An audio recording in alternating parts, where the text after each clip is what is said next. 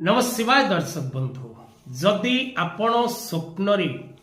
कौन सी शव जीवार स्वप्न देखती ए स्वप्नटी जदि आपण दर्शन करती उभय नारी एवं पुरुष जदि शव यात्रार स्वप्न आपण देखती तेबे ए स्वप्नटी देखिबा द्वारा आपणकर वैवाहिक दाम्पत्य जीवन उपरे ए स्वप्न रो प्रभाव पड़ी था। ए स्वप्नटी आपण को संकेत दिए जे आगकू आपणकर स्वामी स्त्री संपर्क रे